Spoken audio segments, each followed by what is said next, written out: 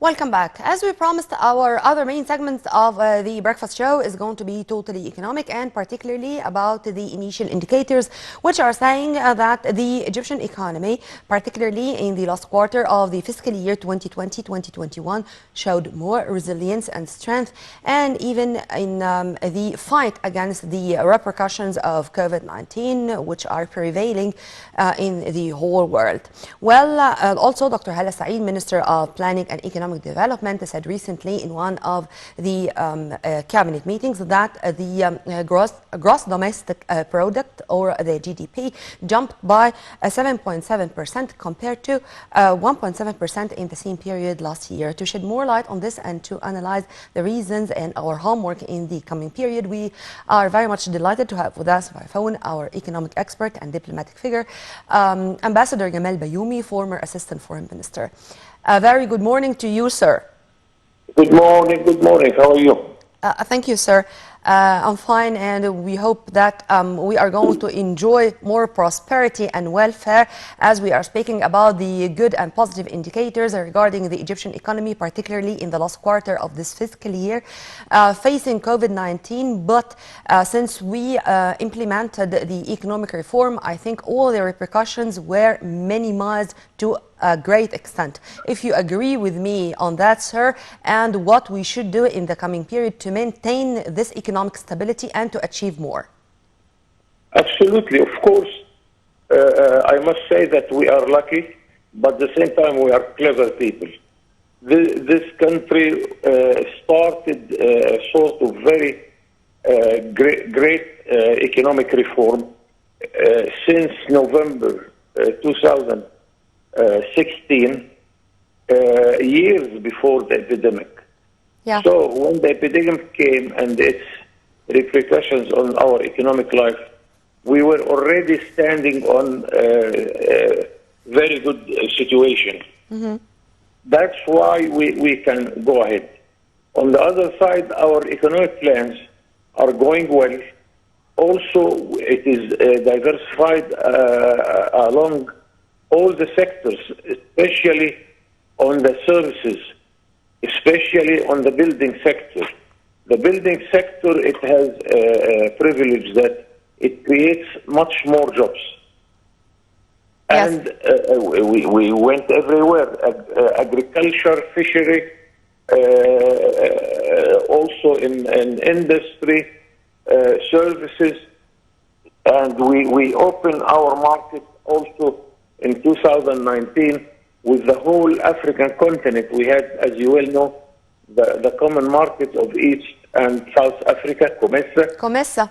Under the presidency of our president to the African Union, we combined all the free trade areas in Africa in one big free trade area, the biggest in the world, 1,200 million inhabitants. Mm-hmm. Before that, of course, we are members of the Arab Free Trade Area, and we signed a huge agreement with Europe. Since 2020, it became very active nowadays. Mm-hmm.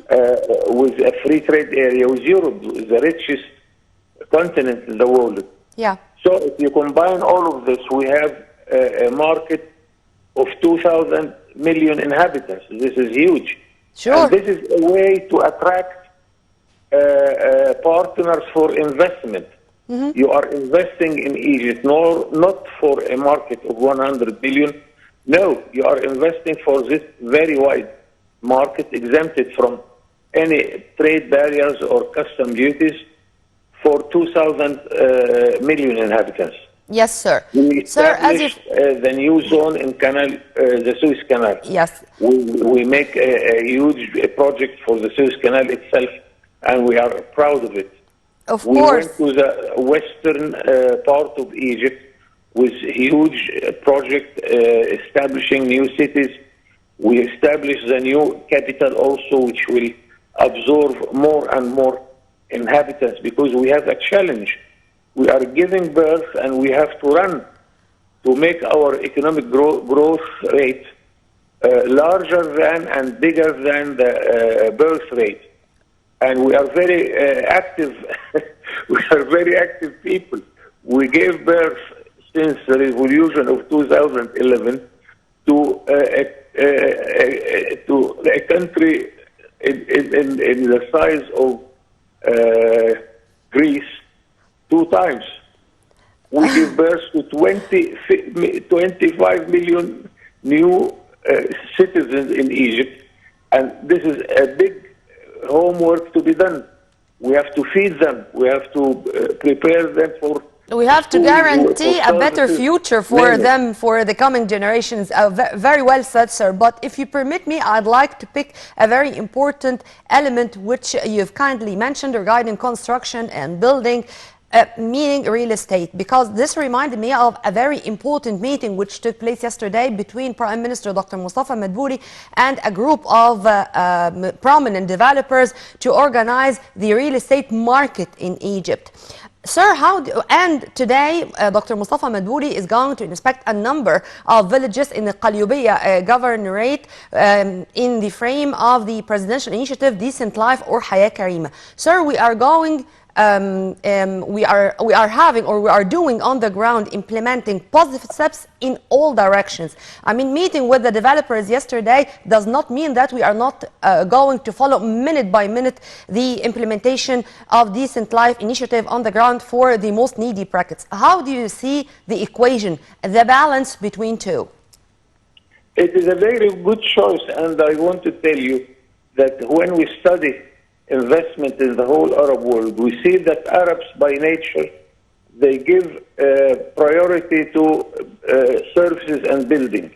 And by 80% of the Arab investment all over the Arab countries and the world, 9% goes to industry, only 2% goes to agriculture. So as a matter of fact, if we are talking about new buildings, we are addressing 80% of the preference of the Arab investor. Yes. And of course, we are addressing our big challenge, which is the birth rate, where all those 25 million newcomers will stay. So it is normal, and by the way, that this industry, the building industry, is absorbing much more working classes and job opportunity, much more than any other sector. But we did not ignore the other sectors. We went also to establish another 2 million fedans in agriculture. Yes. We went to industry, and we are encouraging our industry all over the world. Now we are going to the car industry. So going to the building sector is not stopping us from continuing all over the other sectors at all. And to continue with the mega projects, mega national projects in the same time, or coinciding with taking care of the SMEs and making sure that those who are starting even very small projects are going to achieve success and are going to be backed by the government, to be backed by the country. True? Exactly. And I want to tell you about a nice experience I have witnessed a few years ago, when we invited a professor from Germany who wrote a nice book called The Hidden Heroes. Yeah. The Hidden Heroes is translated into Arabic, أبطال مستترون, and it's translated, published by Al-Ahram. In one sentence, he said, when we calculate the power of Germany in foreign trade, Germany became the largest exporter in the world up till 2009. Yeah. When he studied what Germany is producing and exporting, and he put to us on the screen the name of 100 companies. We didn't know any of them. Yeah. But those 100 companies were the largest exporters from Germany, and by the way, they are very small. They are not Siemens or Mercedes or any big company. 80% of the German exports are coming from the small and very small and medium-sized organizations. This explains the effort of our central bank to offer finance to the young generation who want to establish his own small shop as a mechanic, as carpenter, as whatever the market is asking for. So this is another good attitude we are adopting according to other experiences. Yeah. Sir, one final question regarding the messages we are sending to the international community with these indicators which are saying that our economy is achieving a great progress despite the COVID-19 and despite its repercussions. When we highlight the reports which were released by the IMF or the World Bank, even Moody, S&P, how do you see these reports, sir, and how do you see the impact of shedding more light on these reports to attract more investments and to show to what extent investors can have trust and confidence in our economy so they can fearlessly come and try to invest their money here in Egypt and in different fields? I tell you why I am so proud of the performance of the Egyptian economy there. And I want to tell you that Egypt is the largest beneficiary of the economic cooperation of the world. Same time, it is the most efficient country. That's why, really, I tell you that I witnessed the foreign minister of Japan years ago. He said, I am jealous because you are not taking enough money from us. I have seen the president of the European Bank for Investment telling Amr Moussa, we are jealous, you can borrow more and you can enlarge your capacity to produce through borrowing and producing. Yeah. So, as a matter of fact, we have a very good reputation. I wanted to recall with you the article wrote in Al-Ahram by the foreign minister of Japan a few weeks ago when he was visiting Egypt. He wrote a marvelous article in Al-Ahram saying that we are keen to cooperate with Egypt in every field. This is our reputation all over the world. I want here our citizens to realize how the foreign sector is talking about us.